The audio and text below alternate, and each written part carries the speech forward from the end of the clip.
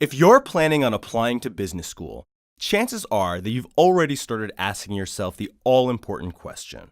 What are the MBA admissions committees actually looking for? Well, let's take a look at what some of the most popular business schools say themselves. Harvard says they're looking for a habit of leadership, analytical aptitude and appetite, and an engaged community citizenship. Stanford is looking for intellectual vitality, demonstrated leadership potential, and personal qualities and contributions. INSEAD is looking for ability to contribute, academic capacity, international motivation, and leadership potential.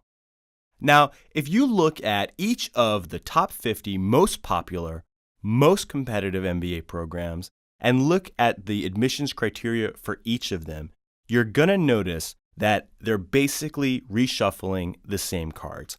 Each and every one of these schools is going to say that they're looking at your leadership potential. Every one of these schools is going to say that they're looking at your academic capacity. They're often going to include some sort of a question that has to do with their particular culture, maybe their location, and they all want to know what's unique about you. Now, this can be a little bit confusing, and you're probably going to be applying to more than one school. So with that in mind, MBA Link created a framework that you can use to understand how admissions committees are looking at you and how you should be presenting yourself to them in a very clear and clean and easy to understand way. So the framework that we designed, we call FAME. And FAME stands for fit, ability, motivation, and experience. Now, when we say fit, we're talking about cultural fit. As an applicant, are you a cultural fit for the school that you're applying to? Are you somebody that's going to be able to make a social contribution while you're at the school? Are you going to be a committed and available alumna or alumnus after you graduate? When we talk about ability, we're not just talking about your GMAT score and your undergraduate GPA. Sure, those are fantastic ways to demonstrate academic ability and commitment. But schools also want to understand your soft skills. Are you somebody that can be persuasive? Are you somebody that can communicate to a variety of different people from a variety of different backgrounds? Do you have the emotional maturity and political sophistication to understand what role you typically play in a team? When we talk about motivation, we're talking about your reason for applying to business school.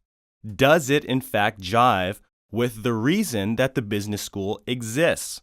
If you're applying to business school because you want to get rich, guess what? That might be a very common reason for people to apply to MBA programs, but MBA programs don't actually care about getting you rich.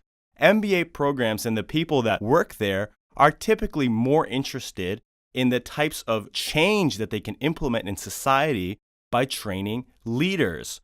So when you're sending in your application, talk about your motivation from a perspective of the change that you want to drive through your career.